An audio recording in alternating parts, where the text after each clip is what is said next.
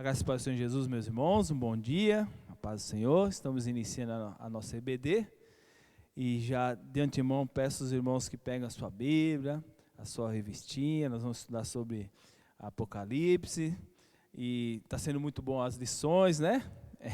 É um pouco complicado essas lições, mas está sendo muito boa.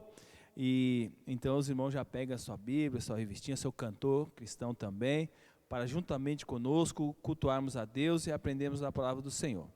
Então nós vamos já de antemão orar, pedir a Deus que esteja nos abençoando e tudo que formos fazer aqui seja para a honra e glória do nosso Deus. Vamos orar nesse momento. Agradecemos pela presença do professor Daniel, que já está aqui, né, graças a Deus, o Mendes também, que está aqui ajudando no som, e também hoje está com a sua função acumulada novamente, que vai nos ajudar também tocando aqui, para nós entoarmos hino de louvor e adoração ao nosso Deus. Vamos orar nesse momento. Querido Deus e Pai, nós te agradecemos, Senhor, por a IBD, por estarmos aqui nessa manhã maravilhosa. Continue nos abençoando, nos guardando, direcionando a nossa vida, Senhor, e tudo que fizemos aqui, que o teu nome seja glorificado, Pai. Nós pedimos ao Senhor, aqueles que estão na sua casa também, visite cada um deles, ó Pai, que da mesma forma que estamos sendo edificados aqui, que eles possam também serem edificados na sua casa. Abençoe grandemente a vida de cada um deles, ó Pai, cada um dos nossos irmãos. Isso nós te pedimos, agradecemos, no nome de Jesus, amém. Nós temos o hino do nosso trimestre, né, que é o hino de número 112.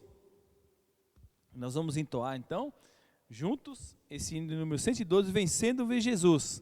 É o hino do trimestre do estudo que nós estamos fazendo sobre Apocalipse. Então na revista vem esse cântico do cantor cristão do trimestre, Vencendo Ver Jesus. 112.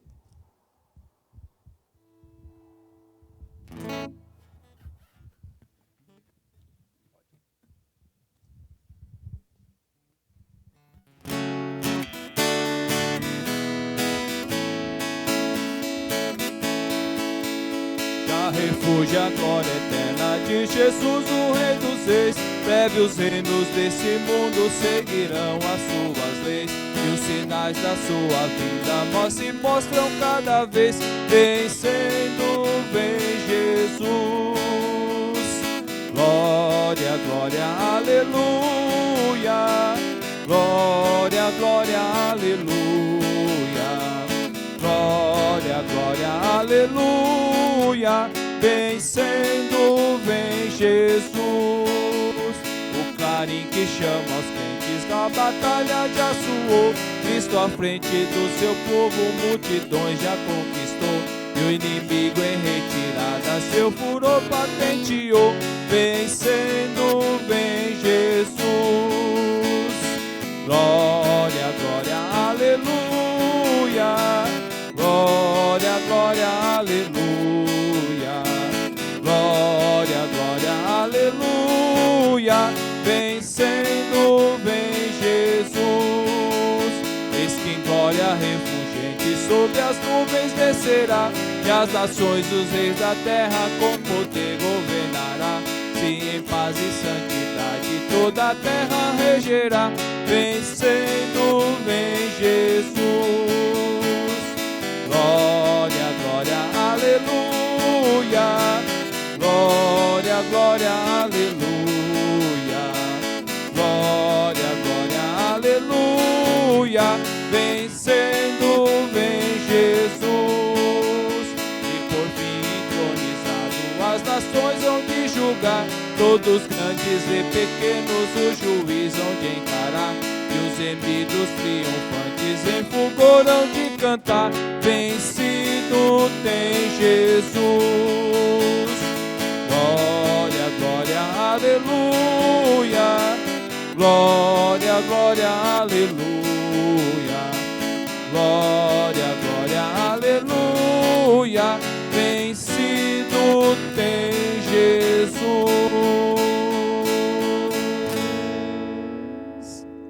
Amém. Nós vamos ler o texto áureo. O tema é vocação para a revelação. O texto áureo está em Apocalipse, capítulo 1, verso de número 9. Então vamos abrir Apocalipse, capítulo 1, verso de número 9, textual. Vocação para a revelação. Apocalipse 1, 9, diz assim: Eu, João, irmão e companheiro de vocês no sofrimento, no reino e na perseverança em Jesus, estava na ilha de Pátimo por causa da palavra de Deus e do testemunho de Jesus. Então, esse é o textuário, e daqui a alguns minutos iremos ouvir a ministração desse ensino com o professor Daniel. Vamos cantar mais o hino, que é o hino número 200, A Vinda de Jesus.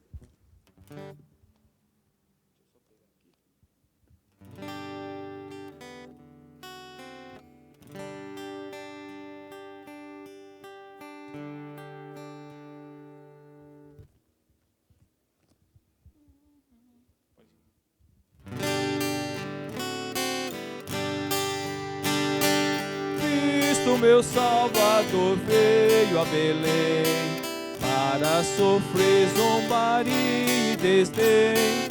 Veio por causa do amor que me tem, a procurar-me a mim, a procurar-me a mim, a procurar-me a mim.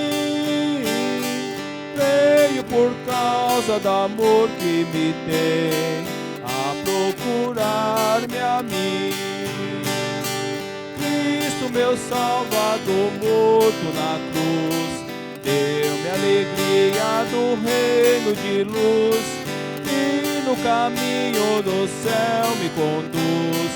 Tudo Ele faz por mim, tudo Ele faz por mim, tudo Ele faz por mim, e no caminho do céu me conduz. Tudo Ele faz por mim. Cristo, meu Salvador, chama por ti, Ele te diz com amor te remir. Vem, pois Jesus já fez tanto por ti, não te demores mais, não te demores mais, não te demores mais. Vem, pois Jesus já fez tanto por ti, não te demores mais. Cristo, meu Salvador, ainda virá, com os inimigos que glória será. Eu face a face verei a Jeová, quando me vier buscar, quando me vier buscar, quando me vier buscar. Eu face a face verei a Jeová, quando me vier buscar.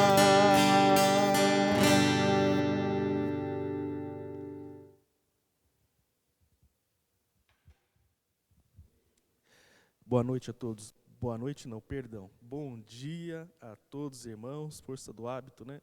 Bom dia a todos, irmãos. Que Deus continue abençoando a todos. Hoje nós estaremos estudando a lição 2 do livro de Apocalipse. Logo de início, eu vou fazer aqui algumas considerações com base na revista do aluno, considerações essas que o autor ele fez anterior à primeira lição. Anterior à primeira lição, ele fez ali algumas considerações que eu achei interessante. Então, nas palavras do autor, ele diz o seguinte, ele começa já dando um título, Compreendendo o livro de Apocalipse. Neste período de estudos, teremos o prazer de entrar na jornada desafiadora do estudo do livro de Apocalipse que, certamente, nos trará profundo crescimento espiritual.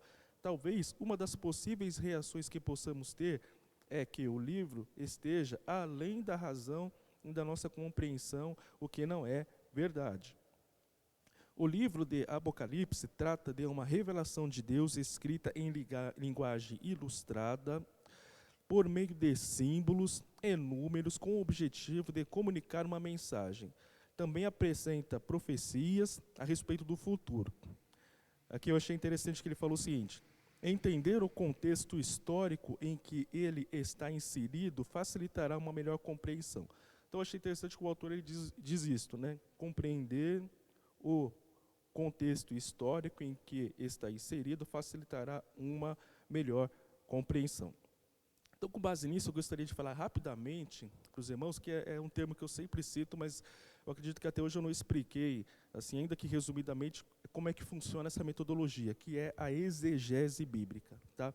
A exegese bíblica, ela é uma metodologia científica.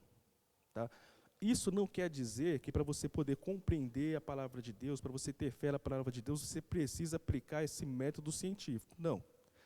No entanto, esse método científico, ele foi um método criado por teólogos com o intuito de fazer uma análise crítica do texto com base em 2 princípios que, resumidamente, significam o seguinte: é uma análise gramática e histórica.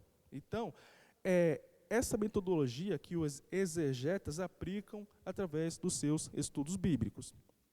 Mas você não precisa se preocupar em fazer essa análise gramática e histórica.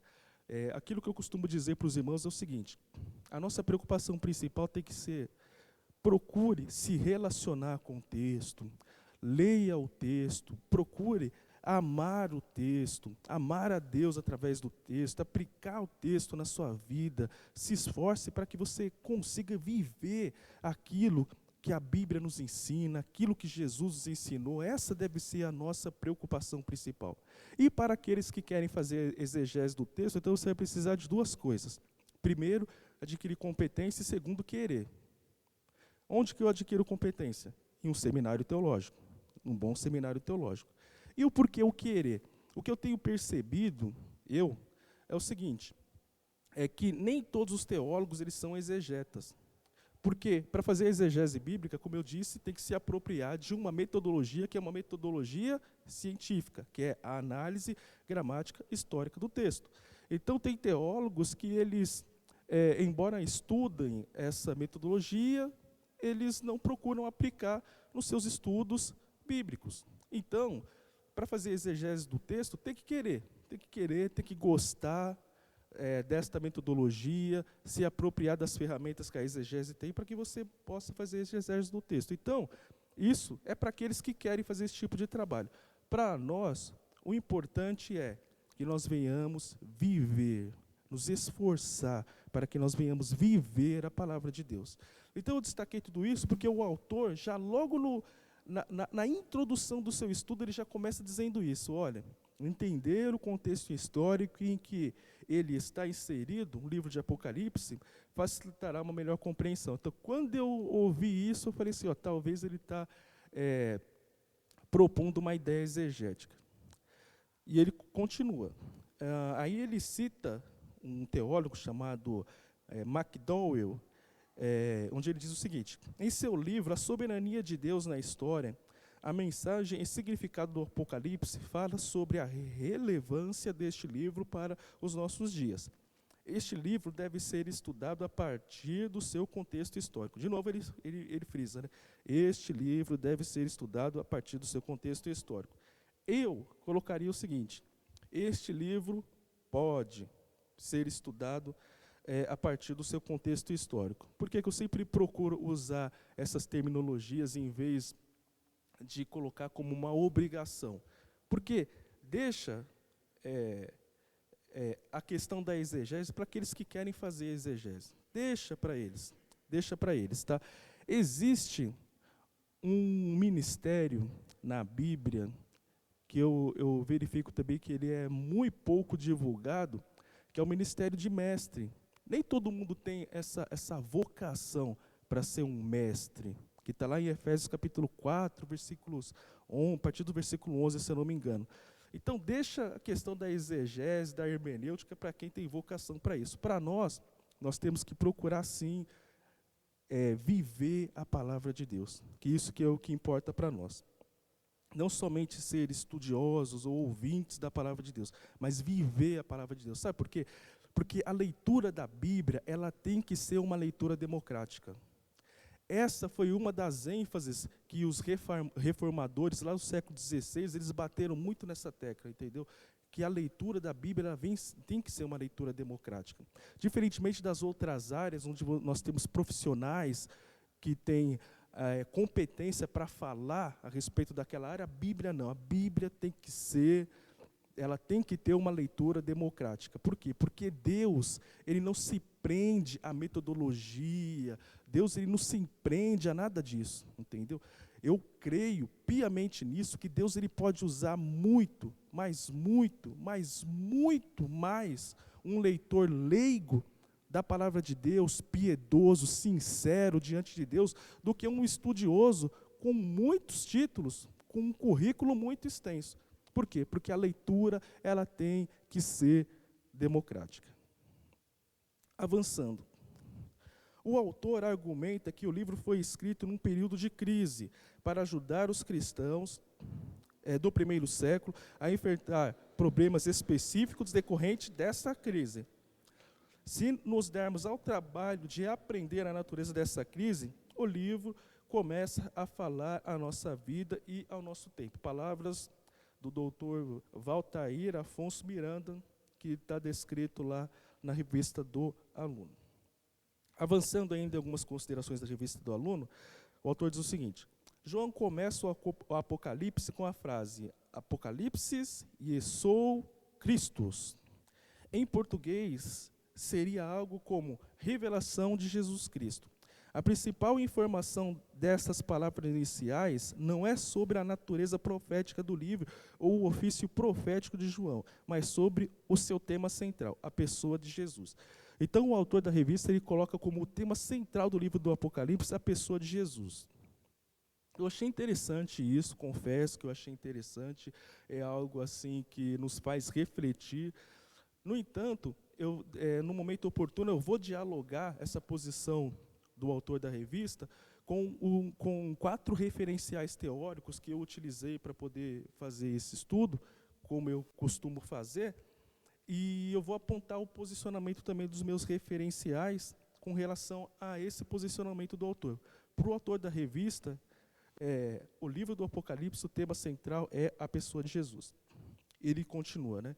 O assunto do Apocalipse é Jesus Cristo glorificado. Não é estritamente uma história sobre o fim do mundo, mas sobre Jesus. Não se sabe ao certo se suas palavras foram bem recebidas pelo seu público imediato, as 7 igrejas da Ásia Menor. Mas não demorou muito e um número sem conta de outros leitores detiveram sobre suas palavras. Gradativamente, porém, a ênfase saiu da revelação de Jesus e se debruçou sobre o futuro da humanidade, sobre o futuro de alguma nação específica ou sobre enigmas a serem resolvidos. As pessoas passaram a procurar no Apocalipse catástrofes e sinais escatológicos, figuras como o adversário escatológico, mais conhecido como Anticristo, em alguns momentos receberam mais atenção do que o próprio Cordeiro. Por isso, não custa repetir, o Apocalipse de João não é a revelação do dragão, das bestas ou do anticristo. É a revelação daquele que morreu como um cordeiro, mas ressuscitou e glorificado está à direita do trono de Deus. Ponto. O título da nossa lição é Vocação para a Revelação. Então, muito provavelmente, o autor está colocando João, o apóstolo João, segundo a tradição cristã, e muito bem fundamentada, como o escritor e o vocacionado para transmitir essa revelação. Eu achei interessante também essa questão da vocação para a revelação. Estudando o texto, eu percebi que, de fato, João ele foi vocacionado para receber essa revelação. Ele era um homem que tinha cultura, conhecimento no Antigo Testamento e na cultura judaica o suficiente para poder transmitir essa revelação. Então, nosso texto, análise hoje, é Apocalipse capítulo 1, versos 9 a 20, texto áureo, Apocalipse 1, verso 9, que o pastor já leu. E o autor do estudo também nos passa alguns objetivos. Os objetivos gerais são 3. Primeiro,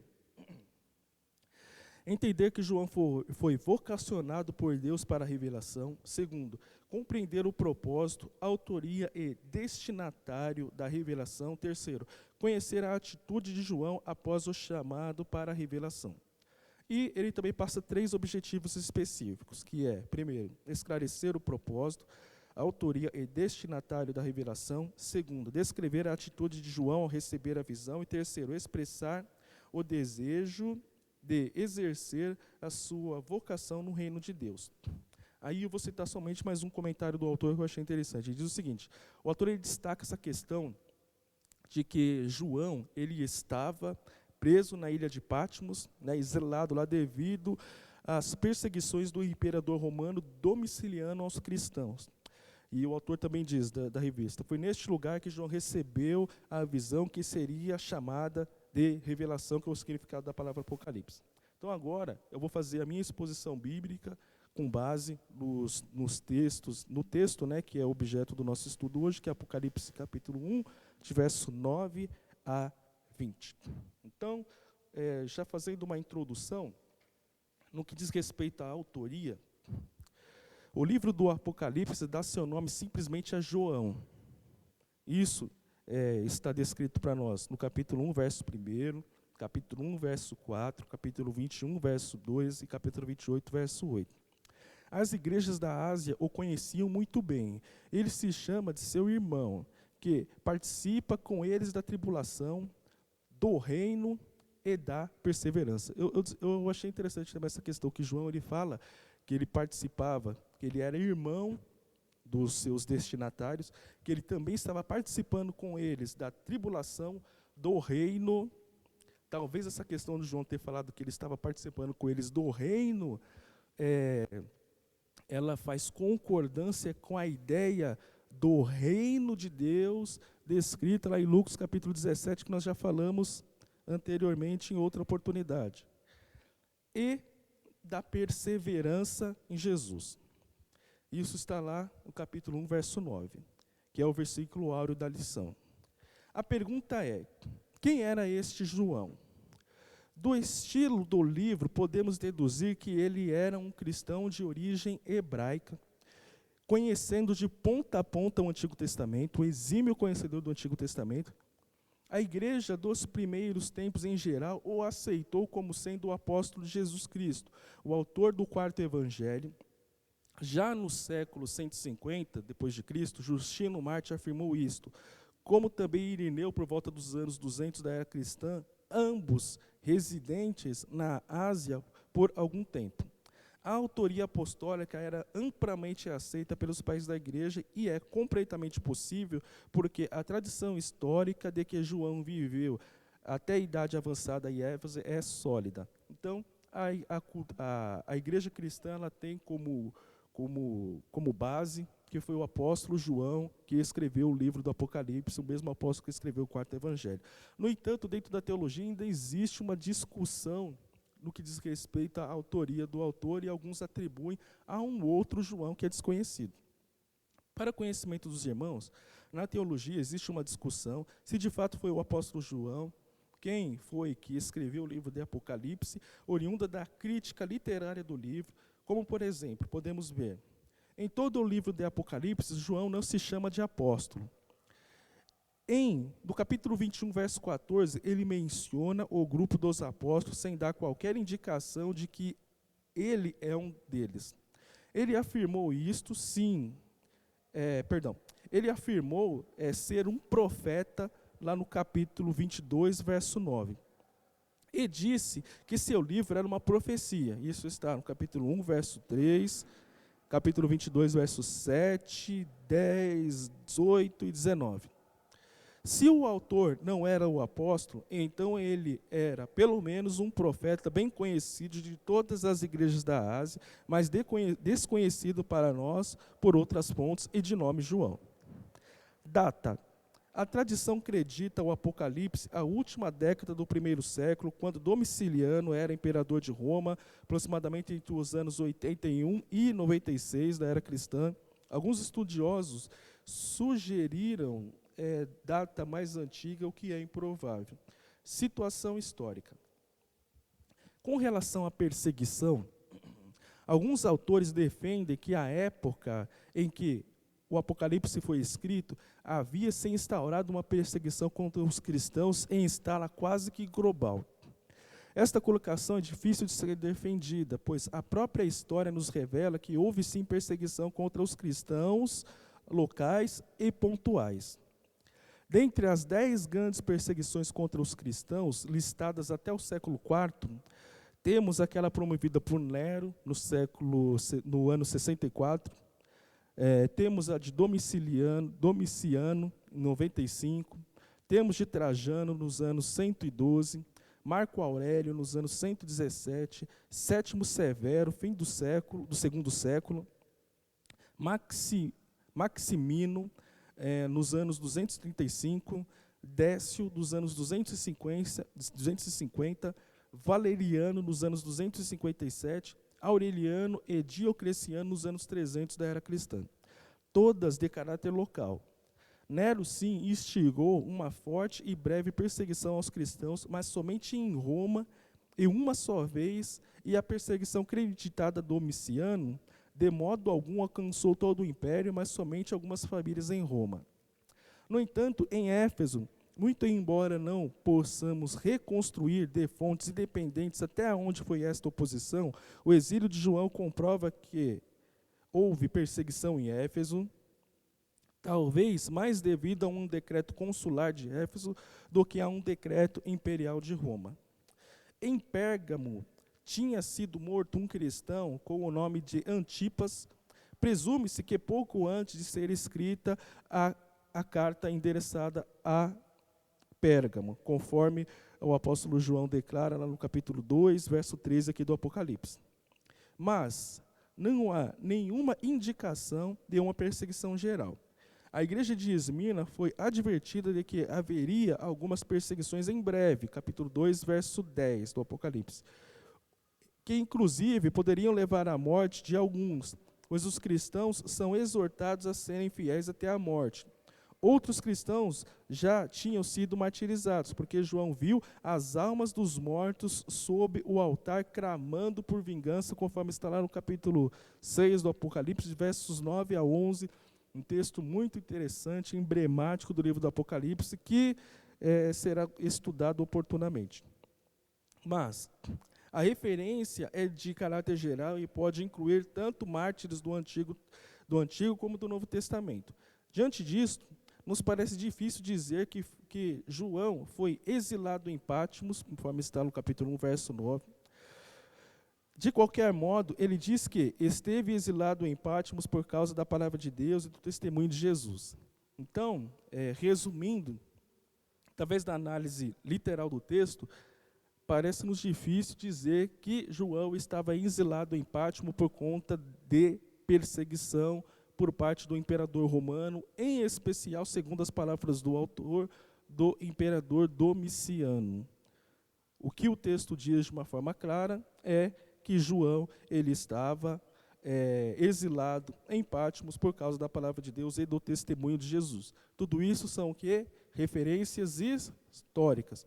Para o autor ter afirmado aquele posicionamento, acredito, ele tem referencial teórico na história para isso.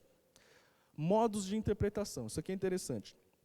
O Apocalipse é o livro do Novo Testamento mais difícil de ser interpretado, basicamente por causa do uso elaborado e extensivo de simbolismos.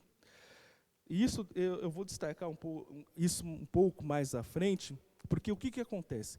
O livro do Apocalipse ele é um livro que ele é muito rico em simbolismos. Uma das ideias pelo qual existe essa riqueza de simbolismos é o seguinte: João, ele recebeu uma revelação do Senhor. Essa revelação era algo maravilhoso, era algo extraordinário. Então, com base nisso, nós presumimos que João ele teve dificuldade de colocar toda essa revelação no papel. De uma forma análoga, nos parece parecida a dificuldade que o apóstolo Paulo ele teve para traduzir a revelação que ele teve, ou a visão que ele teve do terceiro céu. ele começa dizendo o seguinte: eu vi coisas inefáveis que não cabe que ao homem não é lícito nem falar. Ou melhor, ele já começa deixando ali meio em cima do muro se foi ele, se foi uma outra pessoa que viu, e depois ele diz: eu vi coisas inefáveis que não é lícito nem ao homem falar. Então, eu acredito que João, ele também teve essa dificuldade de transmitir a mensagem, de colocá-la no papel, porque o que ele estava vindo era algo maravilhoso, era algo extraordinário, era algo que ele nunca tinha visto na vida dele, e que também não existia no nosso plano, no nosso mundo, como nós o conhecemos. Mas a ele foi dado a ordem de escrever essa revelação. Então, imagina a dificuldade que João ele teve. Então, muito provavelmente, João ele escreveu de uma forma simbólica, levando em consideração a cultura judaica da época. Aí existe reside uma dos motivos pelo qual ele usa muito a questão da numerologia, número 7. Por quê? O número 7, segundo a cultura judaica da época, era o número da completude, o número da plenitude. Muitas referências que João ele faz referências ao livro de Daniel. Por quê? De tal forma que os seus leitores pudessem compreender, ainda que simbolicamente, o que ele estava querendo transmitir, o que ele estava transmitindo através das suas palavras. Então, aí emana um dos motivos pelo qual o livro de Apocalipse ele é rico em simbolismos. Por conta disto, surgiram diversos métodos distintos de interpretação. Muitos intérpretes acham elementos valiosos em mais de um método, de modo que considerava superposição. Mesmo assim, segue uma forma exemplificativa com 4 métodos mais defendidos. Então, imagina, vamos colocar um parênteses aqui, imagina se nós estivéssemos no lugar do João, vendo coisas extraordinárias, coisas que não existem no nosso mundo. Como que nós vamos colocar isso no papel? Difícil. Então, dentre os métodos, os mais defendidos de interpretação são 4. E daí também, algo que me vem à mente aqui, o motivo pelo qual eu achei interessante que o autor da revista ele coloca como João, o homem vocacionado para receber a revelação. É isso que o autor diz, né? Isso. Vocação para a revelação. Então, dentre os 4 métodos mais defendidos, nós temos 4. O primeiro método é o método preterista, que diz o seguinte: esse método preterista, interpretado nesta linha, o Apocalipse expressa as esperanças dos cristãos primitivos da Ásia, que eles em breve seriam libertados dos sofrimentos sob o domínio dos romanos.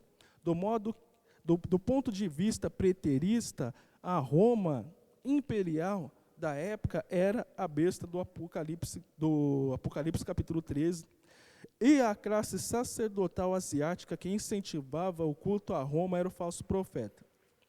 A igreja estaria ameaçada de extinção virtual em face das perseguições que estavam às portas.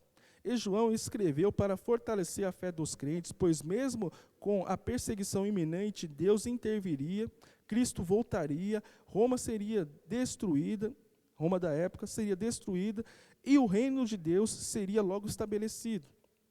Para os que querem defender o Apocalipse como um livro profético, este ponto de vista se torna um tanto quanto inadequado. Segundo, método histórico. Este método encara o Apocalipse como uma profecia simbólica de toda a história da igreja até a volta de Cristo e o fim dos tempos. Os muitos símbolos do livro identificam diversos acontecimentos e tendências da história do mundo ocidental e da igreja. Obviamente, uma interpretação como esta pode levar à confusão, porque há diretrizes claras quanto às quais eventos históricos estariam sendo abordados. Pouco há a comentar sobre este ponto de vista, porque, no caso de Apocalipse, teria pouco a dizer às igrejas da Ásia, que foram os seus destinatários. Método idealista. Este método evita o problema de encontrar cumprimento histórico para os símbolos do Apocalipse. E vê somente um quadro simbólico do conflito cósmico espiritual entre o reino de Deus e os poderes satânicos do mal. A besta é o mal satânico em qualquer forma que ele tome para oprimir a igreja. O capítulo 12 ilustra, segundo esse método idealista, que há uma verdade neste método, porque retrata um pesado conflito no céu entre Satanás e os anjos. Mas o Apocalipse não deixa de pertencer ao gênero apocalíptico. E o simbolismo apocalíptico se preocupa primeiramente com os acontecimentos da história que levam ao fim dos tempos e à vinda do reino de Deus. E por fim, o último método, que é o método futurista, ele se subdivide em duas áreas.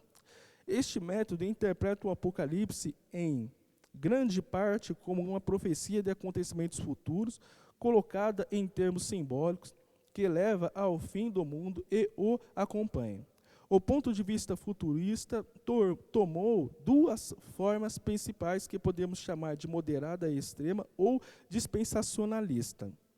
O ponto de vista futurista moderado não vê razão como o ponto de vista extremo ou dispensacionalista de fazer uma diferença tão definida entre Israel e a igreja.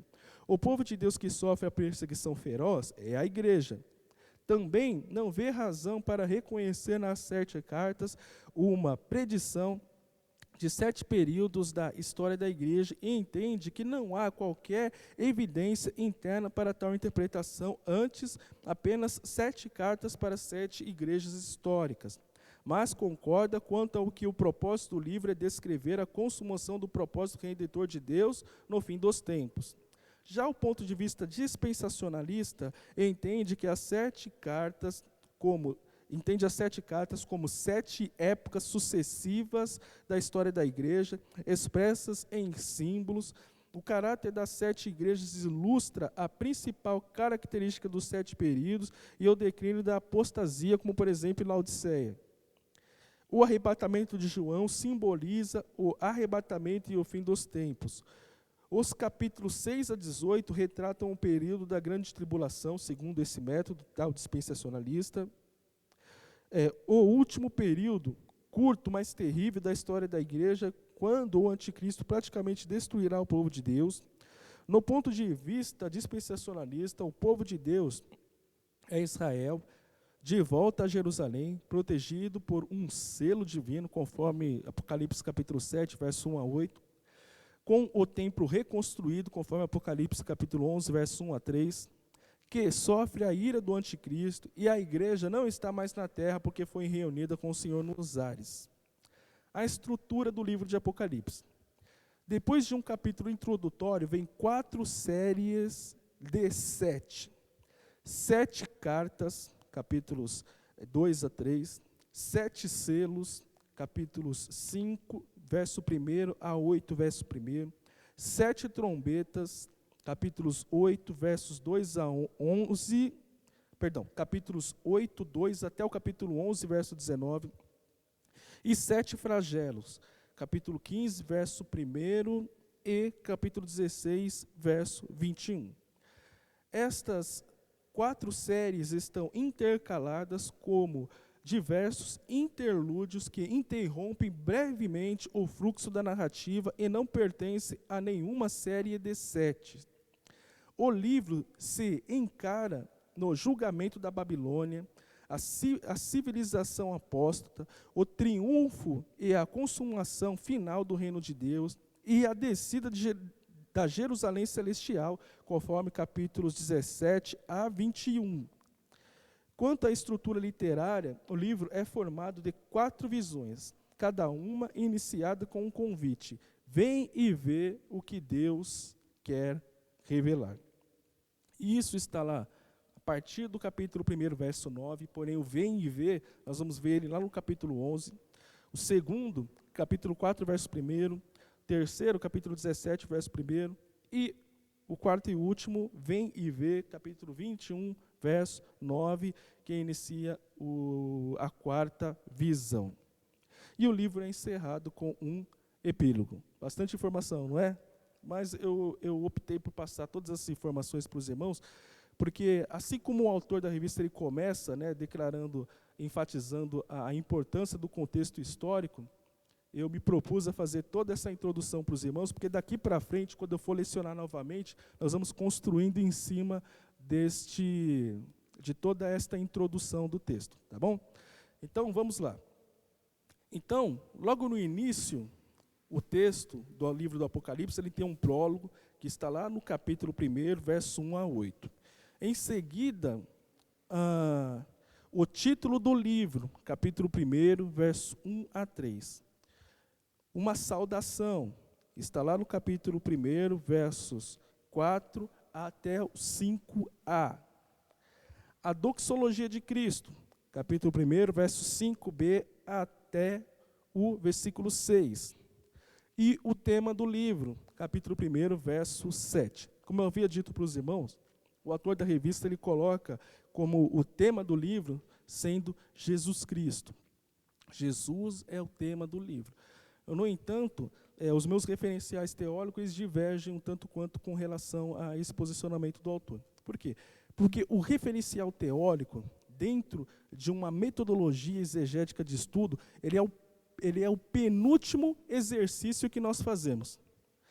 Depois de fazer toda uma metodologia de estudo, se algum dia alguém tiver interesse, curiosidade, me pergunte que eu explico como é que funciona a metodologia exegética de estudo, que ela é composta em 5 grandes etapas. Quando chega na penúltima etapa, que nós vamos consultar o referencial teórico com o objetivo do quê? De dar validade acadêmica para o nosso estudo e principalmente, como um dos nossos professores costumava brincar conosco, para ver se nós não estamos falando muita bobagem. Porque se porventura você chegar a uma interpretação que ninguém nunca falou, nunca, ao longo da história da igreja cristã, 2000 anos de história da igreja cristã, nunca ninguém falou, você tem 99,9% de chance de estar equivocado. Então, o autor da revista ele coloca como tema do livro sendo Jesus Cristo. Segundo o teólogo George Ladd, que foi o editor principal do livro Apocalipse, Introdução e Comentário da editora Mundo Cristão, ele coloca como tema central do livro a parousia, que isso significa a segunda volta de Cristo.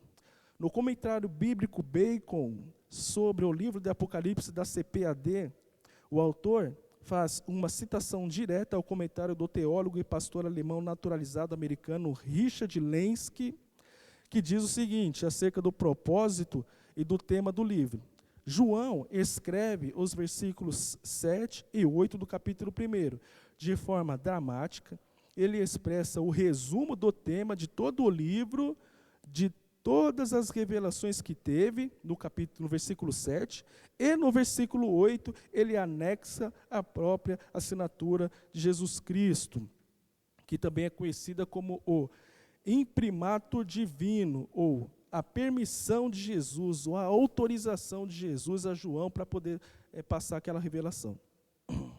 John MacArthur, em seu comentário sobre o livro de Apocalipse, coloca o tema do livro como a segunda vinda de Cristo.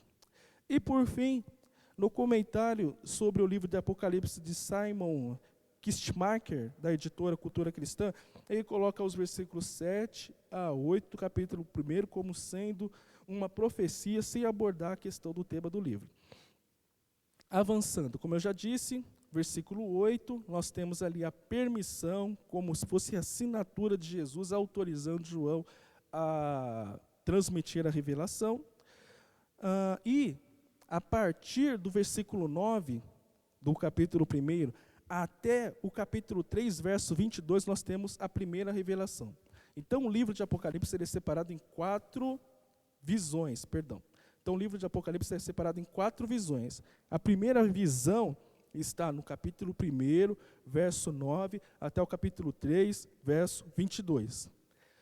No capítulo 1, do verso 9 até o versículo 20, nós temos uma revelação. E que revelação é esta dentro dessa primeira visão?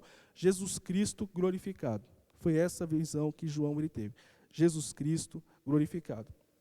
A seguir, João descreveu o momento da revelação e deu um relato da primeira visão. Uma visão de Jesus exaltado e glorificado. Agora, tendo feita essa introdução, vamos para o texto.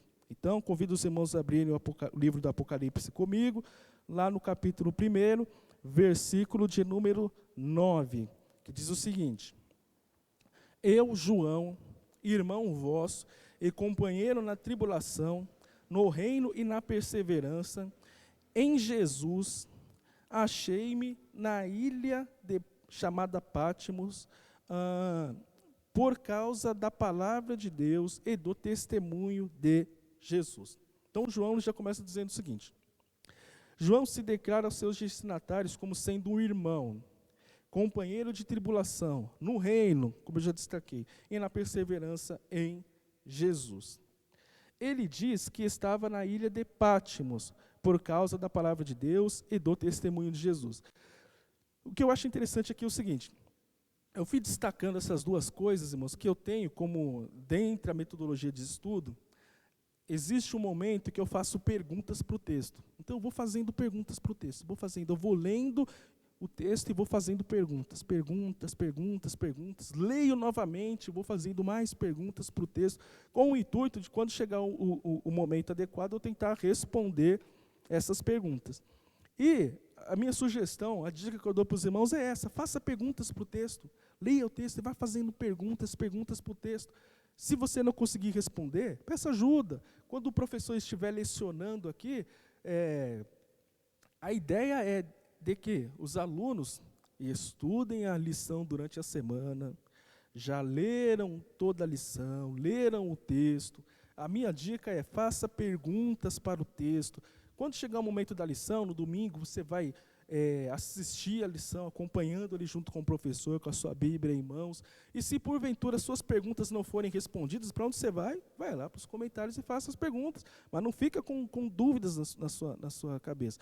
O livro de Apocalipse é um livro riquíssimo, um livro cheio de simbolismo, entendeu? E que não é fácil de ser compreendido. Né? Ele é um dos livros que está entre os livros mais difíceis de ser compreendidos. Então, se tiver dúvida, não fique com a sua dúvida, não. Faça pergunta. Faça pergunta que os professores vão aí estar se esforçando, e eu falo por mim. Eu não fico com dúvida, irmãos. Eu sou um aluno, sempre fui um aluno chato, não fico com dúvida. E as perguntas que vierem até mim, eu vou me esforçar para responder. Se for necessário, consulto meus colegas de classe. Tem pessoas lá que estudam comigo lá que são muito mais capazes, aplicadas ao estudo do que eu. Vou consultar professores e vamos tentar responder. Se não der, eu venho aqui e falo: não deu, não sei. Pesquisamos, mas não alcançamos o significado do texto, porque uma das questões que eu não tenho medo de falar, eu não sei. Entendeu? A minha preocupação é fidelidade ao texto. Quando eu vou estudar o texto, eu me assemelho a um escavador que está cavando em volta de si. É como se eu estivesse cavando, eu vou cavando no texto, tentando achar, alcançar o significado, alcançar a intenção do autor. Se eu ver que não deu, então a gente para por aí. Aí eu pego aquela pergunta, vou lá, anoto no meu caderninho, que na capa dele está escrito assim: para a glória. Que aí lá a gente pergunta para Jesus. Avançando. Então, primeiro, o fato de João se declarar desta forma demonstra que ele era alguém muito bem conhecido dos cristãos das igrejas da Ásia. Ele se coloca como irmão deles. Né? João estava na ilha chamada Patmos. A maneira de expressar dá a ideia de que João não estava mais em Patmos quando escreveu o livro. Parece que ele teve as visões em Patmos, mas compôs um livro algum tempo depois. A palavra no grego, que é o egenomen, é um verbo que está no tempo aoristo, modo indicativo, voz média, primeira pessoa do singular, que pode ser traduzido para o português por estive ou encontrava-me. Patmos era uma das diversas ilhas pequenas a sudeste da costa da Ásia Menor. Tinha uns 16 quilômetros por 10, uma ilha nua, vulcânica, com elevações de até 300 metros. Na literatura romana, encontramos indicações de que ilhas como estas são usadas para exilar criminosos políticos. Não há nenhuma evidência de que a prisão de João seja parte de uma perseguição maior da igreja, nem em Roma, nem na Ásia. Mas qualquer governador que tinha autoridade para enviar criminosos políticos para o exílio e, desde o começo da igreja, tem sido acusada de subversão política. Então, essa é uma proposta, né?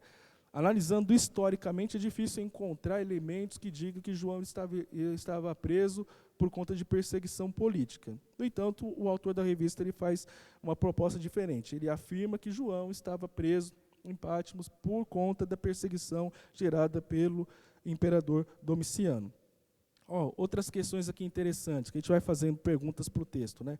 Vamos ler versículos 10 a 11, que diz assim: Achei-me em espírito no dia do Senhor, eu ouvi por detrás de mim grande voz como de trombeta, dizendo: O que vês, escreve em livro e manda às 7 igrejas, Éfeso, Esmirna, Pérgamo, Tiatira, Sardes, Filadélfia e Laodiceia. Então, eu fazendo perguntas para o texto, o que me chamou a atenção é o seguinte: achei-me em espírito. E aí, como é que a gente responde isso daí? No dia do Senhor, grande voz como de trombetas. Primeiro, a frase em espírito também ocorre em Apocalipse, capítulo 4, verso 2, capítulo 17, verso 3 e no capítulo 21, verso 10. Ao que indica, esta expressão aponta para a estreita relação entre Jesus e o Espírito Santo em transmitir a João o conteúdo da revelação. Posto isto, diferentemente da experiência de êxtase que Pedro teve em Jope, Atos capítulo 10, versos 9 a 10, e Paulo no templo de Jerusalém, Atos capítulo 22, versos 17 e 18, João estava completamente acordado e consciente no momento da revelação. Então não foi um sonho, muito provavelmente, e eu sigo essa linha, João ele estava consciente, acordado no momento da revelação. Então essa palavra em espírito, ela tem como significado o seguinte: João ele utilizou dessa expressão para dizer para os seus leitores que ele só recebeu essa revelação porque foi através de Jesus e através do Espírito Santo que o capacitou para ele compreender essa revelação. Então, dito isto, é como se Jesus e o Espírito Santo estivessem ali em uma estreita relação, transmitindo o conteúdo da revelação para João. Seguindo nessa linha, segundo Simon Kistemaker, eu quis aqui dar aspas para ele, né? Porque, como ele faz essa defesa, em seu comentário de Apocalipse, publicado pela editora cristã, a expressão em espírito no dia do Senhor, ou seja, em espírito no dia do Senhor, essa expressão unida da forma que ela está, somente aqui em Apocalipse, ela aparece em todo o Antigo Testamento. Então, em espírito no dia do Senhor é somente aqui no Antigo Testamento. Pois em outros lugares, do Novo Testamento, é somente aqui no Novo Testamento, tá? Em outros lugares, no Novo Testamento, é descrito como o primeiro dia da semana, que também foi o dia da ressurreição do Senhor Jesus. O texto não se refere ao dia do regresso do Senhor e do juízo, mas ao aparecimento de Jesus a João no primeiro dia da semana. Então, muito provavelmente, é isso que o João está querendo dizer. Em espírito, por quê? Jesus estava revelando a ele, o Espírito Santo estava capacitando ele para compreender aquela revelação no dia do Senhor. Muito provavelmente, porque o dia que ele recebeu a revelação foi no primeiro dia da semana. Já houve atrás de si uma voz forte que soava como trombeta. Para ele, o som desta forte voz foi inesperado e surpreendente para João. Entretanto, a ressonância da trombeta lhe fala de sua origem celestial. E aqui os irmãos vão se recordar que eu já falei, né, que João ele se usou de simbolismo para falar do Apocalipse, que João ele era um homem que ele tinha um conhecimento assim, muito apurado do Antigo Testamento. Provavelmente, João se lembrou de Deus promulgando os 10 mandamentos no Sinai, onde os israelitas ouviram o som de trombeta. A referência está em Êxodo capítulo 19, verso 16, Êxodo também capítulos 20 e 18. O início do ano novo era marcado pelo soar de trombeta. Aliás, o primeiro dia do 7º mês, o mês judaico de Tisri, setembro, outubro, o povo celebrava a festa das trombetas. Referência, Levítico capítulo 23, verso 24, e também Números capítulo 29, versos 1 a 6. Este era o prelúdio do dia da expiação do 10º de Tisri. Em seu discurso escatológico, Jesus fala de seu regresso como que acompanhado pela convocação de trombeta, lá no Sermão do Monte, Mateus capítulo 24, verso 31, e também 1 Tessalonicenses capítulo 4, verso 16. Em suma, o soar de trombeta introduziu o advento de um novo intervalo. Resumindo, vamos entender tudo isso? Pode ser que João se utilizou desta expressão para dar início à revelação que foi incumbido de escrever. Então, João, conhecedor do Antigo Testamento, escrevendo para os seus leitores, que também eram conhecidos do Antigo Testamento, para chamar a atenção deles, a importância daquela revelação que ele iria começar a passar, talvez ele se utilizou dessa expressão, né, que está aqui no versículo de número 10. Grande voz como de trombeta. Então, muito provavelmente, quando os autores eles leram, eles entenderam, falaram, opa, peraí, por conta da toda a cultura judaica, por conta de toda a cultura que eles viviam, eles falavam, opa, peraí, agora vem algo importante. É aquele momento que o pregador, antes de falar, ele se utiliza de um método para chamar a atenção dos seus destinatários, dos seus ouvintes, que a partir desse momento a mensagem vai ser muito importante. Quem está tomando água, para de tomar água, que agora a mensagem vai ser importante. Quem está pensando na segunda-feira, no comércio, na meta que tem para bater, não, peraí, agora a mensagem vai ser importante. E por fim, as 7 igrejas da província da Ásia foram as igrejas que João serviu antes de ser exilado. Versículos de número 12, versículo 12, diz assim: Voltei-me para ver quem falava comigo, e, voltando, vi 7 candeeiros de ouro. Esses 7 candeeiros de ouro. João vê 7 candeeiros de ouro. No santo lugar do templo dos judeus havia um único candeeiro, com 7 lâmpadas, referência Êxodo capítulo 25, verso 36 e seguintes. Também na visão de Zacarias, um candeeiro com 7 braços recebeu destaque, aparentemente representando Israel. Zacarias capítulo de número 4, verso 2. Aqui, estes 7 candeeiros representam as 7 igrejas da Ásia, conforme o próprio Senhor Jesus explica lá no versículo 20.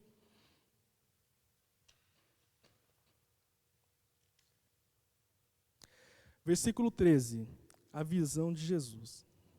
Versículo 13 diz o seguinte: E no meio dos candeeiros, e eu acho interessante que todos os referenciais teóricos que eu consultei, eles destacam essa questão, no meio dos candeeiros. Um semelhante a filho do homem, com vestes talares e cingido à altura do peito, com uma cinta de ouro. No meio do candeeiro, João viu um semelhante a filho do homem. Em sua visão da vinda do reino de Deus, Daniel viu o próprio Deus sentado em seu trono, cercado de multidão de anjos que o serviam. O texto diz: Eis que vinha com as nuvens do céu, um como o filho do homem, e dirigiu-se ao ancião dos dias. Daniel capítulo 7, verso 13. Mais tarde, filho do homem se tornou uma expressão messiânica fixa para identificar o Salvador celestial. Era o título preferido de Jesus para si mesmo e sua missão. A referência deste versículo indica diretamente para Daniel, identificando assim Jesus como o Rei Celestial, ao mesmo tempo destacando que, apesar de ser um homem, ele não é só um homem, mas um ser sobrenatural. Então, muito provavelmente, João, ele se utiliza dessas expressões que foram utilizadas lá em Daniel, e nós pressupomos que os leitores conheciam muito bem também a revelação de Daniel, para mostrar para os seus leitores quem é que ele estava vindo. E aí entra a questão dos símbolos, né, que eu gostaria de falar um pouquinho. Talvez a visão que João ele teve não foi ali letra por letra da forma que ele descreveu. Talvez o que ele viu foi algo maravilhoso, foi algo extraordinário. Ele viu o nosso Senhor, o nosso Salvador, o nosso Senhor Jesus Cristo. Mas como descrever isso tudo, como colocar isso no papel de forma que seja inteligível e que seus autores consigam compreender? Então talvez João ele vai lá para Daniel e fala o seguinte: eu vou usar expressões lá do livro de Daniel, que aí eles vão entender de quem que eu estou falando e da importância de quem é que eu estou falando. Na visão, Jesus está vestindo com vestes talares, com uma cinta de ouro. Esta era a vestimenta do sumo sacerdote. Êxodo 28, verso 4, e também Êxodo, capítulo 39, verso 29, temos referência a isso.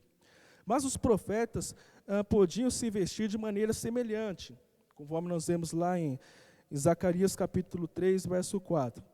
De maneira que não fica claro se a intenção é de destacar Jesus como sumo sacerdote ou simplesmente a dignidade da pessoa.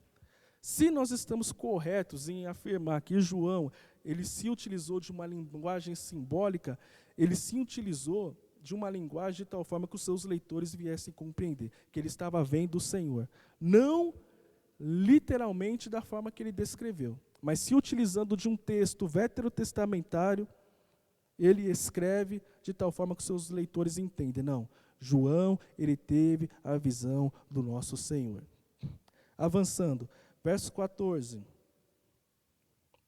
Na sua cabeça e cabelos eram brancos como alva lã, como neve, os olhos como chama de fogo. A sua cabeça e cabelos eram brancos como alva lã, como neve.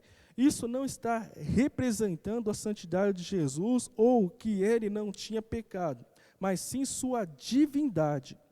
Cristo tem a mesma aparência que o próprio Deus Pai, foi relatado lá em Daniel novamente, capítulo 7, verso 9.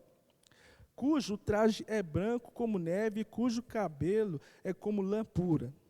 Em Daniel, quem tem essa aparência é o ancião de dias.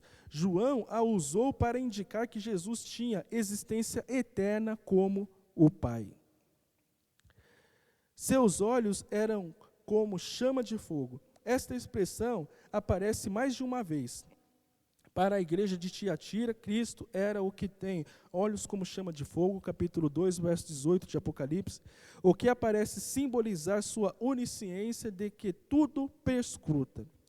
No Apocalipse, capítulo 19, verso 12, isso é uma característica do Cristo conquistador que destrói seus inimigos.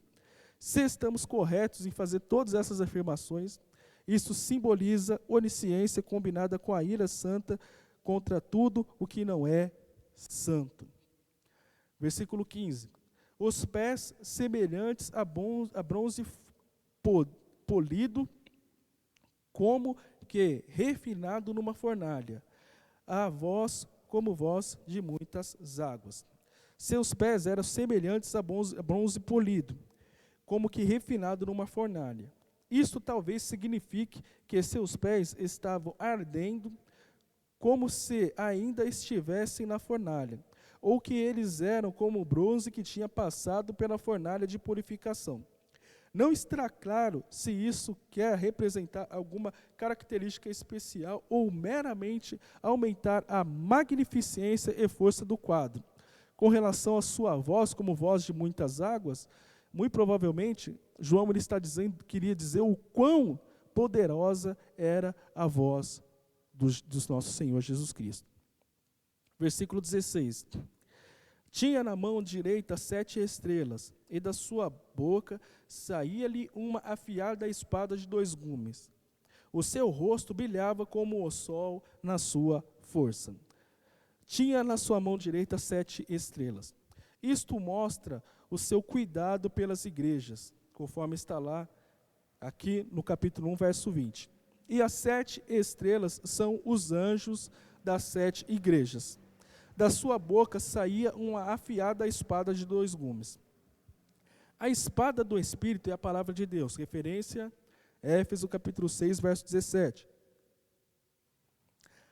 A palavra de Deus é mais afiada que uma espada de 2 gumes e é invencível quando vai executar seu propósito. Referência, Hebreus capítulo 4, verso 12. A única arma de guerra usada pelo Cristo conquistador no capítulo 19 de Apocalipse era uma espada que saía da sua boca. Está lá em Apocalipse capítulo 19, verso 5. Se tomarmos essas palavras literalmente, elas formariam um quadro difícil de ser compreendido. Mas, interpretadas simbolicamente, elas expressam ou podem expressar uma verdade sublime. Ele falará e será feito. Talvez o significado seja este. Ele falará e será feito. Isto vai além de qualquer imaginação ou especulação humana.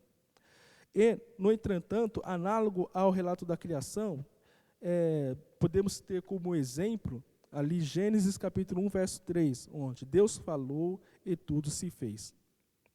O seu rosto brilhava como o sol na sua força. É desta maneira que João descreve a glória do Cristo exaltado.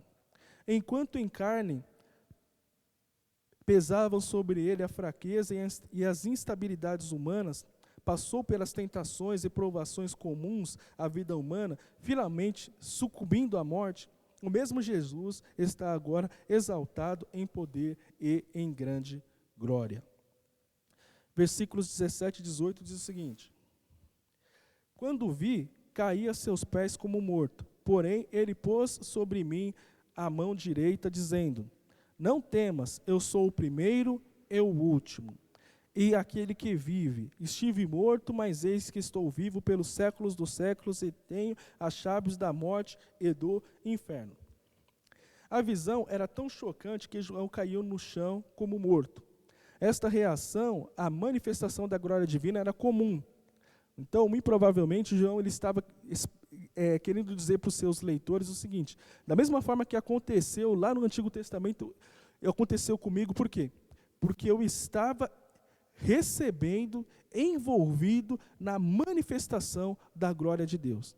Referências a este evento semelhante ao de João, em que João ele retrata que ele caiu no chão como morto, nós temos a referência de Isaías, quando ele recebeu, quando o Senhor ele se revelou a ele, que está lá em Isaías capítulo 6, verso 5. Temos referências em Ezequiel capítulo 1, verso 28. Temos referência em Daniel capítulo 8, verso 17.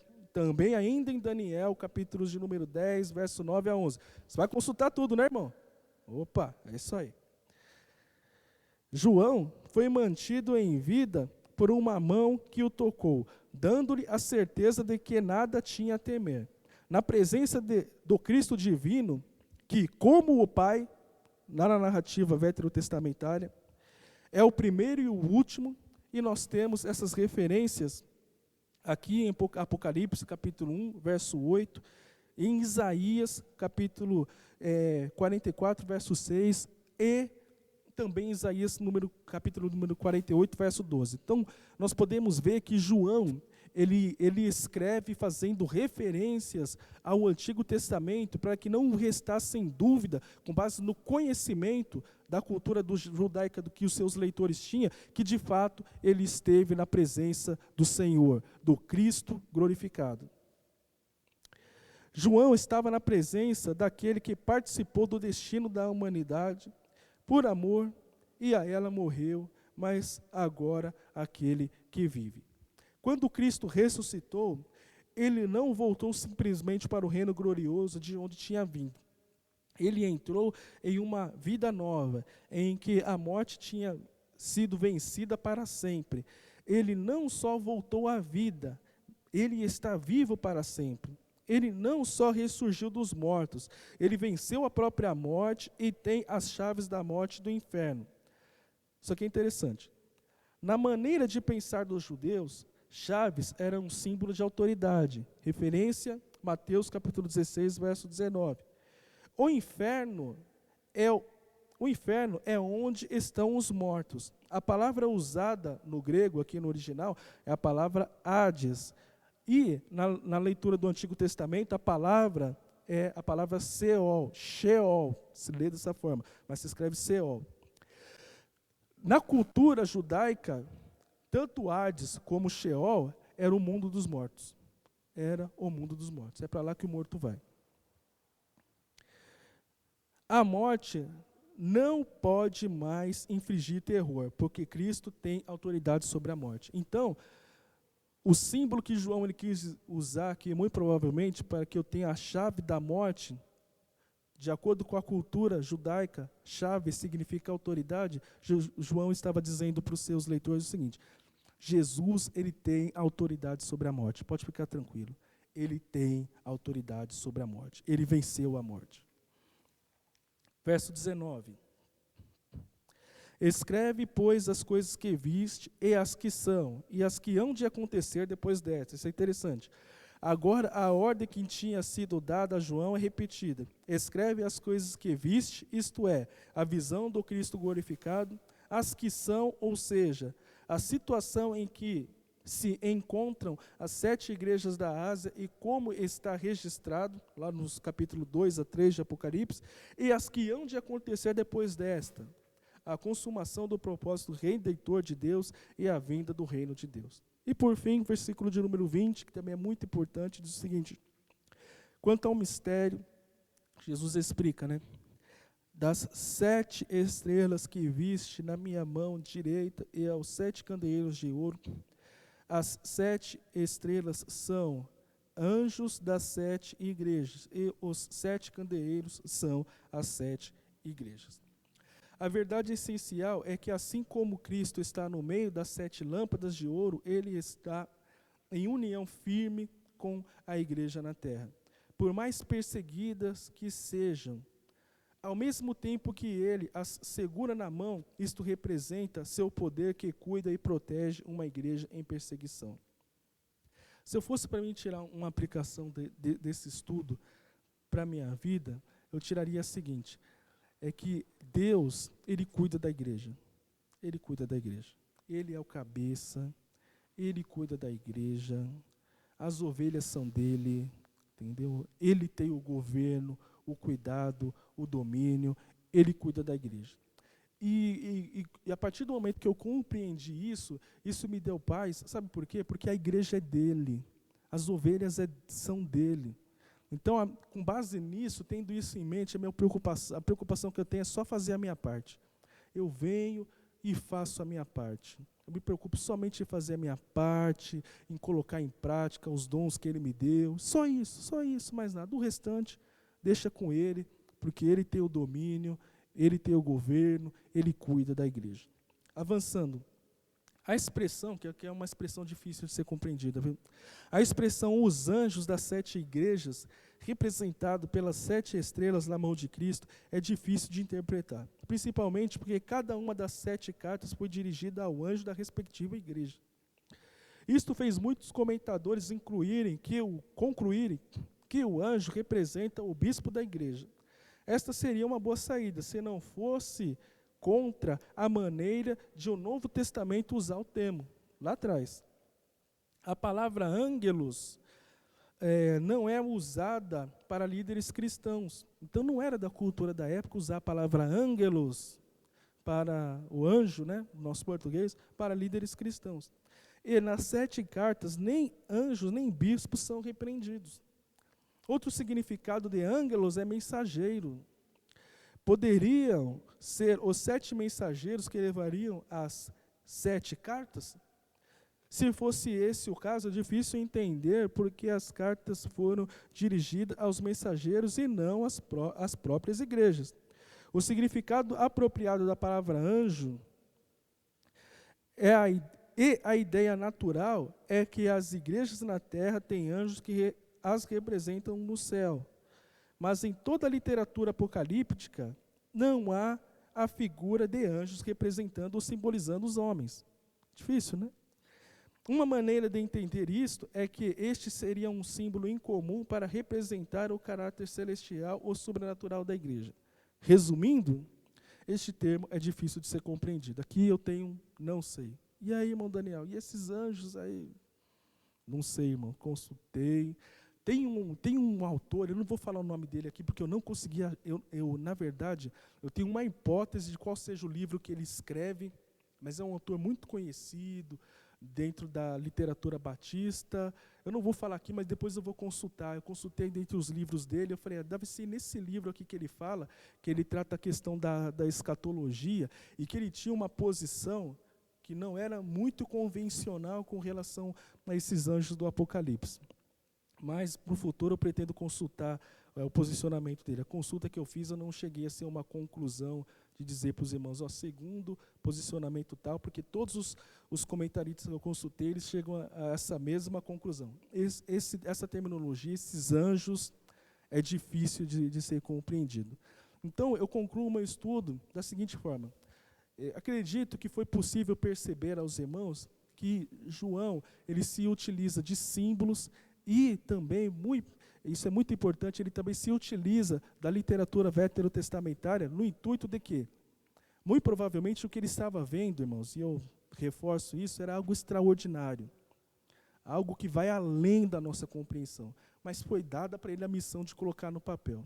Então ele se utilizou de símbolos, de numerologia, da literatura do Antigo Testamento para escrever de tal forma que os seus leitores pudessem compreender de uma forma clara, inequívoca, a quem ele estava se referindo, a revelação que ele recebeu e os fatos que iriam acontecer no que diz respeito ao aspecto escatológico do nosso texto.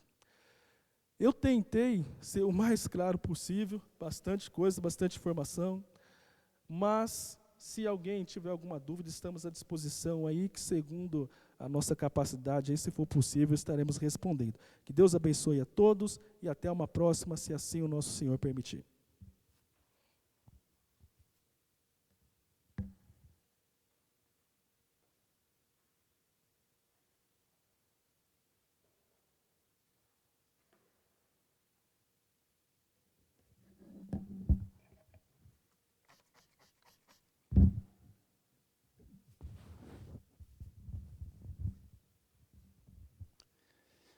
Obrigado, professor Daniel, pela exposição, que Deus continue abençoando, né? E vimos que tem bastante trabalho aí, esse trimestre aqui, vai ter bastante trabalho dos professores falando sobre Apocalipse, né? É muita coisa, então, mas a gente vai aprender bastante, que é muito gostoso. Inclusive, no primeiro domingo de dezembro, traremos aqui o pastor Gabriel Porto. Esse pastor é bem conhecido, ele já foi até no Vejam Só, fazer alguns debates a respeito de escatologia. Ele é mestre em escatologia e tem outros livros escritos também. Hoje ele está como membro da Igreja Batista em Vila Formosa. Já entrei em contato com ele. Ele então fechou conosco para vir aqui no primeiro domingo do mês de dezembro.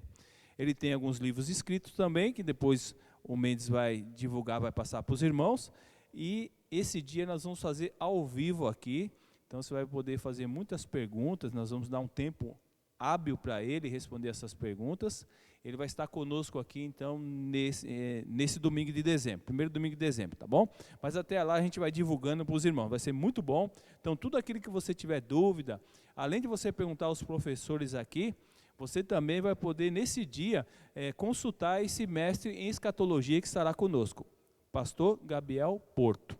Muito bem, dando então terminando essa parte da IBD, nós vamos cantar o hino 433. É um hino desafiador para nós, um hino novo, e ele tem umas, não sei se é o nome, variantes que pode falar, nas notas aqui, mas nós vamos cantar aqui juntamente com os irmãos, 433, A Colheita Além.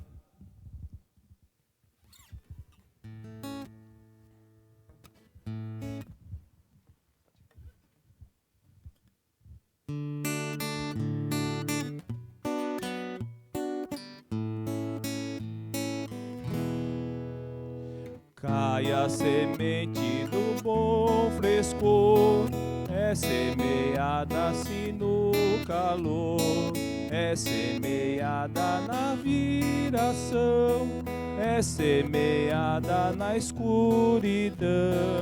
Oh, qual há de ser além a ceifa do mal ou bem?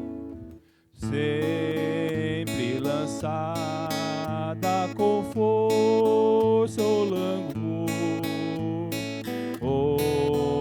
ousadia com medo e tremor, já ou nos dias do certo por vir, messe bendita e gloriosa tem de vir. Sobre os rochedos irá murchar, ou nas estradas esperdiçar, entre os espinhos vai se perder, ou nas campinas há de crescer. Oh, qual há de ser além a ceifa do mal ou bem? Sempre lançada com força ou langor, com ousadia, com medo e tremor, já ou nos dias do certo por vir, messe bendita e gloriosa tem de vir. A sementeira, pois de amargor, há de remorso, de negro horror, há de vergonha, de confusão, há de miséria e de perdição. Oh, qual há de ser além a ceifa do mal ou bem? Sempre lançada com força e langor, com ousadia, com medo e tremor, já ou nos dias do certo por vir, messe bendita e gloriosa tem de vir. Vale-me tua grande semeador, faz prosperar do meu teu labor. Quero servir-te, teu Rei Jesus, quero contigo ceifar em luz. Oh, qual há de ser além a ceifa do mal ou bem? Sempre lançada com força ou langor, com ousadia, com medo e tremor, já ou nos dias do certo por vir, messe bendita e gloriosa tem Amém, obrigado, Mendes. Vamos melhorar, isso aqui nós vamos ensaiar melhor, porque esse é difícil, viu? Meus irmãos, falando um pouquinho, passando por pontos salientes a respeito do Apocalipse, como o próprio professor falou, há muito simbolismo, há coisas que João, símbolos que João ele colocou e usou, a qual nós temos que compreender, né? E alguns autores, a gente pesquisa alguns autores, verdadeiramente, às vezes a gente vê que um fala uma coisa, outro fala outra coisa, e aí a gente vai ter que então fazer esse estudo e ter assim aqueles que mais confirmam com aquele simbolismo a qual eles trouxeram a interpretação. Então, em Apocalipse, nós vamos ver alguns símbolos. Alguns eu vou reforçar, que o Daniel falou, e alguns a gente vai ver qual que é o simbolismo, por que desse simbolismo que foi apresentado em Apocalipse, né?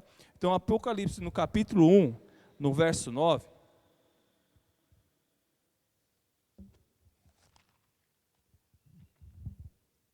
que é o texto áureo, né? O 9 vai falar assim: eu, João, irmão e companheiro de vocês, no sofrimento, no reino e na perseverança em Jesus, estava na ilha de Pátimo por causa da palavra de Deus e do testemunho de Jesus. Então ele fala aqui, né? Por causa da palavra de Deus e do testemunho de Jesus. No verso 10, vai dizer assim: no dia do Senhor, achei-me espírito e ouvi por trás de mim uma voz forte, como de trombeta. Então, grande voz como de trombeta. Essa trombeta visa despertar a atenção para os juízos vindouro. Por isso que fala essa voz de trombeta.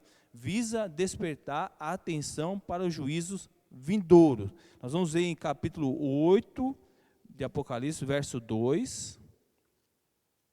Então, o simbolismo aqui visa despertar a atenção dos juízos vindouros. 8, verso 2. Vi os 7 anjos que se acham em pé diante de Deus, a eles foram dadas 7 trombetas. Aqui fala também das 7 trombetas. E o capítulo 4, verso 1. Depois dessas coisas olhei diante de mim, estava uma porta aberta no céu. A voz que eu tinha ouvido no princípio, falando comigo como trombeta, disse: suba para cá e lhe mostrarei o que deve acontecer depois dessas coisas. Então, visa despertar a atenção para os juízos vindouros. 7 candeeiros de ouro, no versículo 12, 1, verso 12. Voltei-me para ver quem falava comigo, voltando-me, vi 7 candeeiros de ouro. Esses 7 candeeiros de ouro. A igreja se destina a difundir luz sobre a terra. Isso vai nos dizer Rossier. O autor Rossi vai dizer que a igreja se destina a difundir luz sobre a terra, porque o candeeiro, a gente vê lá que o candeeiro é para iluminar.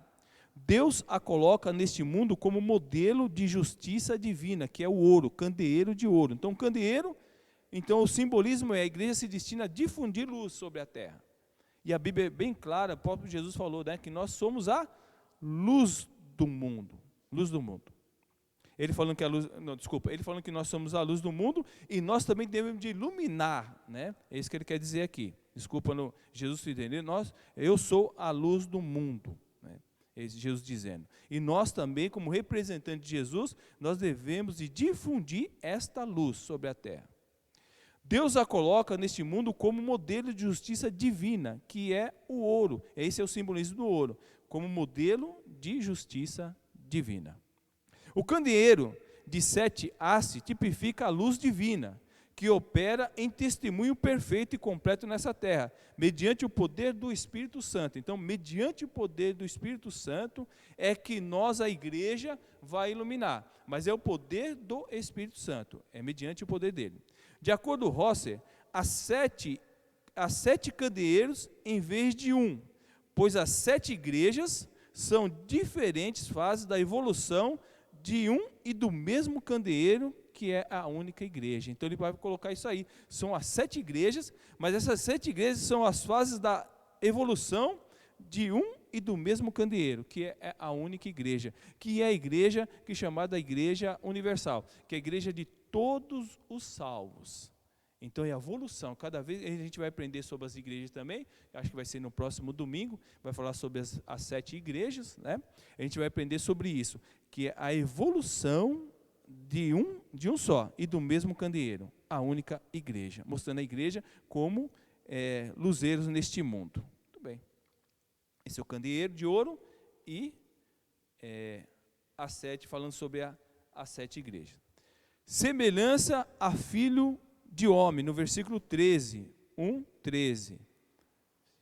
E entre os candeeiros, alguém semelhante ao filho de homem, com uma veste que chegava aos seus pés e um cinturão de ouro ao redor do peito. Qual que é o simbolismo disso? O Senhor no seu caráter de juiz. Então isso que ele está dizendo, o Senhor no seu caráter de juiz. Cingido à altura do peito como uma cinta de ouro. A integridade do juiz, fala da integridade do juiz, que sabe julgar e condenar o mal conforme a justiça divina. Então esse é o simbolismo semelhante ao Filho do Homem, e o Senhor no seu caráter de juiz. Cingido do peito como uma cinta de ouro, quer dizer, a integridade do juiz, que sabe julgar e condenar o mal conforme a justiça divina.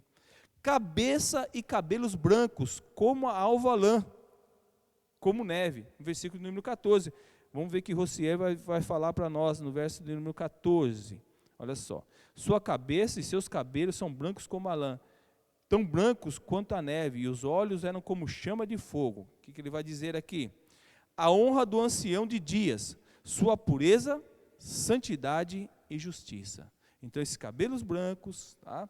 Como a alva lã, como a neve, é honra do ancião de dias, sua pureza, santidade e justiça. Tá? Olhos como chama de fogo, olha só, olhos como chama de fogo, que fala aqui, o juízo que manifesta e consome, juízo que não poupa, ninguém escapa dele. Como fala que os olhos do Senhor estão em todos os lugares. Então, os olhos como chama de fogo, é o juízo que manifesta e consome. Juízo que não poupa, ninguém escapará dele. É esse o simbolismo, então. Mão direita, 7 estrelas. Versículo de número 16. Vai nos dizer assim. Tinha em sua mão direita 7 estrelas, e da sua boca saiu uma espada afiada de 2 gumes. Sua face era como o sol, quando brilha em todo o seu fulgor. Então, mão direita, 7 estrelas. Força, poder e sustentação. É isso que quer dizer aqui. Força, poder e sustentação. Estrelas. Poderes sobre, então, Rosser vai dizer que essas estrelas são poderes sobre sujeição, visto no seu caráter de luz e ordem moral. Designam-se a brilhar como luzeiros celestiais sobre a terra. Então esse é o simbolismo, por isso que fala dessas estrelas que brilham, que é a luz, que somos como luzeiros a brilhar nesse mundo. Luzeiros celestiais sobre a terra. Da boca saiu uma espada afiada de 2 gumes, que quer dizer isso? Penetrante palavra de Deus. A gente vai ver lá em Hebreus capítulo 4, verso 12, né? Que a palavra de Deus, ela é viva e eficaz, ela é mais penetrante que a espada de 2 gumes, penetra até a divisão da alma, espírito, juntas e medulas, e é apta para discernir os pensamentos e as intenções do coração. Penetrante palavra de Deus. Ela sai da boca de Cristo para julgar e discernir aquilo que é do espírito e o que é da carne. Olha só. Dessas para exterminar tudo que é contrário a essa palavra. Olha só, extermina tudo que é contrário a essa palavra. Por isso que fala de os olhos como chama de fogo. Olhos como chama de fogo. E também fala da boca dele sair uma afiada espada de 2 gumes. Tenho as chaves da morte e do inferno. Versículo número 18. Capítulo 1, verso 18. Eu sou aquele que vive, estive morto, mas agora estou vivo para todo sempre. E tenho as chaves da morte e do inferno, que é o Hades, como o Daniel explicou, né? O Hades ou sepultura. Chaves da morte e do inferno. Rosser vai dizer, domínio que foi tomado de Satanás mediante a morte e ressurreição de Cristo. É isso que ele vai dizer aqui.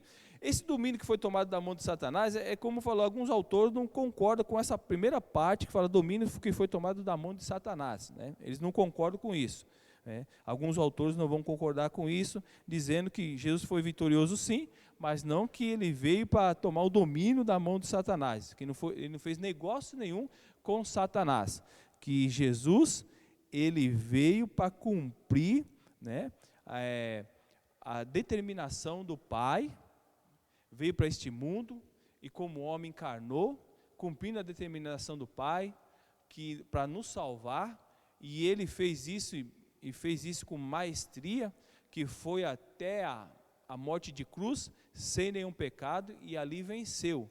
Por quê? Porque Deus que disse para os primeiros, Adão e Eva, né, que principalmente para Adão, porque a ordem foi dada a Adão, que no dia que comeres desse fruto, certamente morrerás. A morte entrou, e a morte não foi só a morte física, foi a morte eterna também.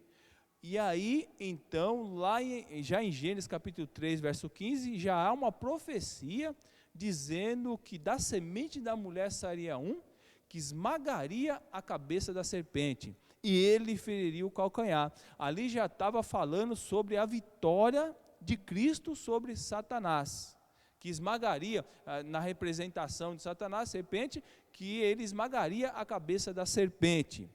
Então Jesus Cristo, ele veio cumprir por nós toda a lei, e esse cumprir por nós toda a lei, veio também para levar os nossos pecados, porque a lei, o ser humano, por intermédio da lei, a lei condena. A lei é santa, pura e boa, como o apóstolo Paulo fala, mas não havia nenhum homem, nenhum ser humano que pudesse cumprir a lei. E Jesus veio cumprir a lei por nós, e como homem foi até a morte de cruz para levar os nossos pecados, de todo aquele que crê. Então, alguns autores não concordam com que ele foi tirar, né, o domínio que foi tomado de Satanás, mediante a morte e ressurreição de Cristo. Aqui serve para libertar os corpos da morte e as almas do lugar invisível, que fala que em Cristo Jesus, que fala que o último inimigo vai ser vencido, vai ser a morte, que em Cristo Jesus nós vamos ser, esse corpo aqui vai ser um corpo glorificado, assim como Jesus, que morreu, mas não vai morrer mais, vai voltar com esse corpo glorificado. Há uma promessa que nós vamos ver em Apocalipse também, há essa promessa de Jesus voltar com esse corpo glorificado. E esse corpo também, ainda por isso que a Bíblia fala que Jesus Cristo é o primogênito dentre os mortos, porque ainda ninguém ressuscitou, o ser humano ressuscitou com esse corpo semelhante a de Jesus. Houve várias ressurreições no tempo de Jesus, até os apóstolos também oraram pelos mortos, mas no entanto morreram de novo, porque não voltaram com o corpo glorificado. E nós um dia teremos esse corpo semelhante a Jesus, onde que a morte vai ser vencida. Por isso que ele fala que tem a chave da morte e do inferno. E também, irmãos, não somente essa morte, a morte do corpo que nós teremos glorificado, mas também da perdição eterna. Da perdição eterna. Que quando aqueles que estão em Cristo não morrerão eternamente, que é a perdição eterna, que é dito a segunda morte, que a gente vai ver em Apocalipse também, que é falado da segunda morte. A segunda morte qual que é? É a perdição eterna, pessoas que vão ficar eternamente separadas de Deus. Jesus Cristo tem a chave, e essa chave, algum autor vai dizer que essa chave não é para prender, a chave é para tirar, a chave é para abrir, para libertar da morte eterna, libertar da condenação eterna. Por isso que a Bíblia fala que ele tem essa chave, que é o domínio. Então ele veio para salvar, Jesus Cristo veio para salvar. A intenção dele é salvar a humanidade, não lançar no inferno. É bem verdade que alguns vão dizer que, vão falar assim, não é, Deus não manda ninguém para o inferno, Deus não lança ninguém no inferno, é a pessoa mesmo que vai.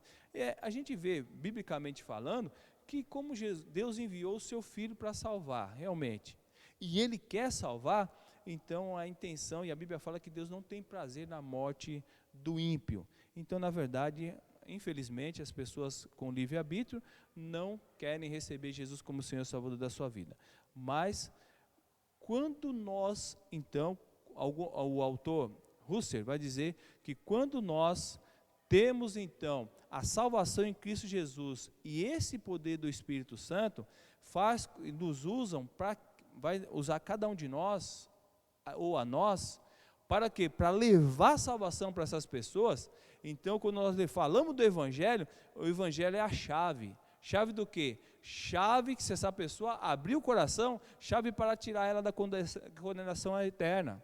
Porque aqueles que não estão em Cristo estão debaixo de condenação, estão ainda debaixo de maldição. Essa chave também, que é o Evangelho, a pregação do Evangelho, é para dar vida e vida eterna para a pessoa nunca mais morrer. E nós venceremos, mais uma vez repito, venceremos a morte, que é a morte física também, quando teremos um corpo semelhante ao corpo de Jesus, um corpo glorificado, onde que não vai haver mais dor, não vai haver mais doença, não vai haver mais a corrupção, vai ser um corpo incorruptível. Muito bem. Isaías 22, outro simbolismo, o Daniel deixou bem claro aqui, eu não vou mencionar. Eu só quero ler Isaías 22, para nós caminharmos, que eu tinha outro simbolismo aqui, mas como eu vi, para a gente não ficar repetindo, eu não vou mencionar o outro simbolismo aqui, porque o Daniel já deixou bem claro aqui. Então, Isaías 22.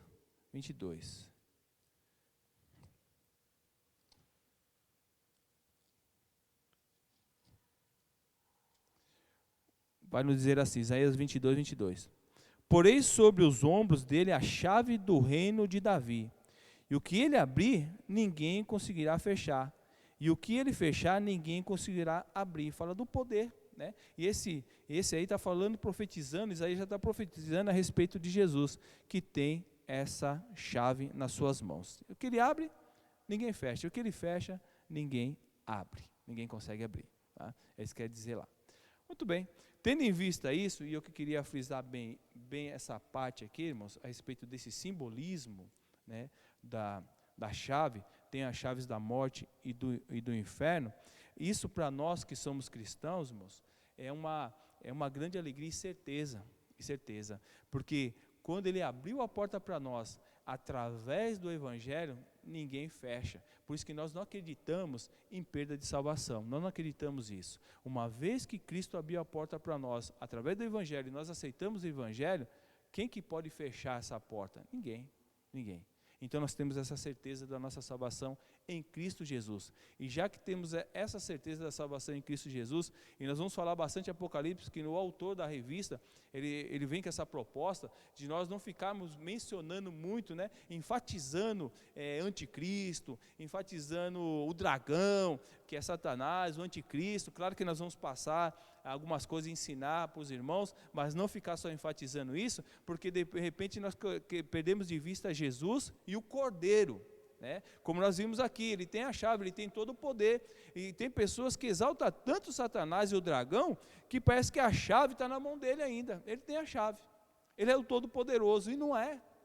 Enfatizam e dão poder a mais. Claro que ele tem poder, mas não é o Todo-Poderoso. O Todo-Poderoso é Jesus. E nesse trimestre nós vamos aprender muito sobre isso, sobre Jesus e a sua vitória, e sobre a vitória também dos salvos em Cristo Jesus. E claro, aqueles que nós pudermos, como o Daniel falou aqui, né, como ele falou, eu tenho que pregar o Evangelho, porque a igreja pertence a Cristo.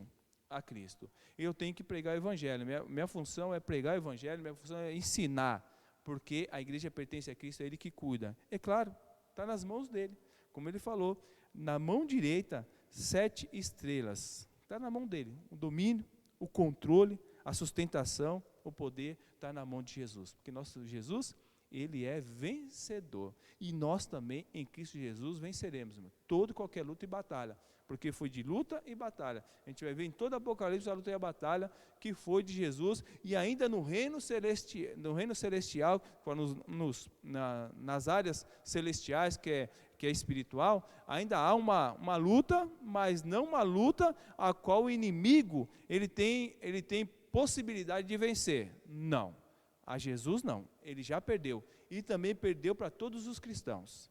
Todos os cristãos são vencedores. Infelizmente, alguns que não dão crédito estão sendo derrotados pelo inimigo, mas nós somos vencedores. Maior aquele que está conosco do que aquele que está no mundo. Então nós somos vencedores em Cristo Jesus. Então, os demais simbolismos não vou passar, porque o Daniel já frisou aqui muito bem, então não vamos, como alguns dizem, né, chover no molhado. Não, tá bom?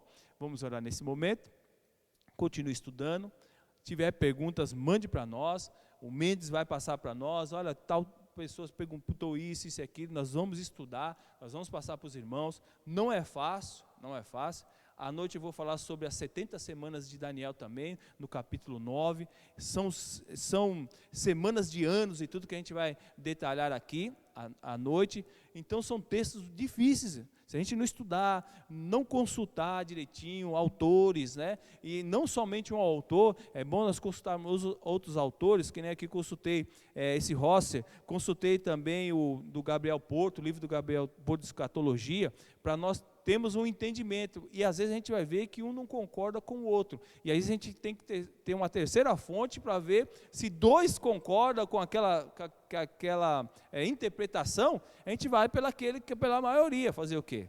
Porque não é fácil, mas, portanto, nós temos o Espírito Santo também em oração, para que ele venha nos iluminar e nos ensinar também a respeito disso, que é muito importante, irmãos. Tem pessoas que têm medo de ler o Apocalipse, tem pessoas que não gostam de ler o Apocalipse, falam, é muita coisa, é muito simbolismo, mas o Apocalipse tem muitas coisas importantes para o nosso tempo, e futuro também, e coisas que passaram, a qual nós vamos aprender na questão da história, o contexto histórico. Vamos orar? Senhor nosso Deus e Pai, nós te agradecemos, ó Deus, por essa manhã, obrigado, Deus, por tudo que nós ouvimos, por tudo que nós aprendemos, ó Pai, com o professor Daniel, e mais uma vez te pedimos que o Senhor continue dando sabedoria a ele, sabedoria ao Caio, ao Fernando, a passar-nos esse estudo, Senhor, porque sabemos que realmente não é fácil, mas também, se o Senhor deixou revelado, se está escrito que é a revelação, então tem muitas coisas que nós devemos de aprender também no livro de Apocalipse. Te agradecemos, em nome de Jesus, amém, Senhor.